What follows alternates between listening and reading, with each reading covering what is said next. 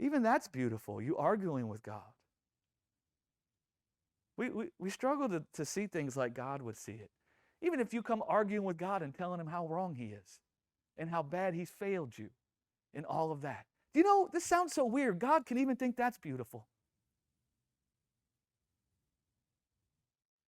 Because even there in that place, you guys are engaging, right?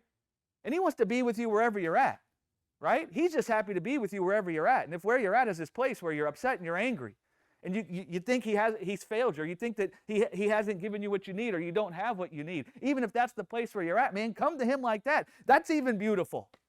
We think beauty is only found when things are perfect, right? What I've come to learn is beauty is found in union with God. And so there's been times where I just cried with God. There's been times where I just sat with God and said, it's not right, man, and just cried with him. And you know what? It wasn't right what was happening. I've come to learn there's beauty in that. I've come to learn I don't need for my emotions to all be hunky-dory and peachy keen to see there's beauty there. Because beauty is found in union with God, right? And not only is beauty found in union with God, what will happen is when you come to the place where you see beauty is found in just being with God, whether you're weeping with joy or whether you're weeping with sorrow, what will happen is you'll find yourself being strengthened by God himself in those places, right? I no longer try to get to the place where I don't feel sorrow anymore, because in the day I find myself feeling sorrow, do you know who's there with me? God. And you know what? There's life even in crying with God. There's life in embracing God in the midst of the sorrow. It sounds so contradictory to the natural mind, and you know what? It is. Because the natural mind is earthy. It's not from above. And so the natural mind thinks, how can that be?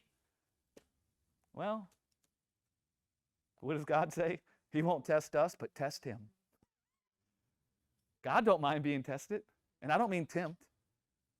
I mean start engaging with God based on the truth and see what might happen for you, right? There's strength for your weakness, right? There's peace for your torment. There's joy for your sorrow, right? Some of my favorite, it sounds so weird to say these things. I look back and I think, am I the same guy? Is this Greg? Because I used to think that I had to get to the place where I never felt that anymore in order for there to be beauty and joy. Man, it's even in the place now where some of my most beautiful times with God is when I'm lamenting with him. Because even when you're just lamenting with God, imagine that. You get to lament with God. Even just lamenting with God. God's there. That's God. Right? I mean, God. God. Human words struggle to describe that, but it's like God himself is there, and you get to lament with God. Man. Even that, it's like a beautiful place. Don't let the world create your story. Sickness is not your story. He is. Heartbreak's not your home. He is. Right? Everything around us tries to convince us that our lives are hid up in these things and tries to shape our story, right? And then we start living inside of that story. You ever find yourself living inside of a story and you think, this can't be my story?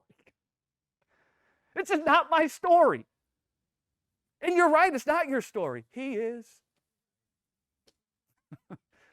Right? And so when we come together, that's one of the reasons why we come in together. We ain't just coming together to hear a teaching or to sing songs. It's not an academic thing or an intellectual thing, although you can get some of those things out of it. It's about just getting caught up and being reminded, right, that God is our home and that we're hid in his bosom. And we are his home and he's hid in our bosom, right? And just being reminded of that, just being encouraged in that, and then through that getting caught up in this intimacy with him, where maybe you need to lament with him. Maybe you need to be angry with him.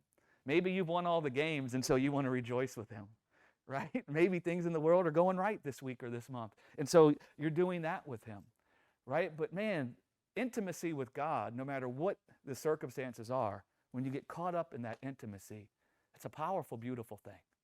It's a powerful, beautiful thing.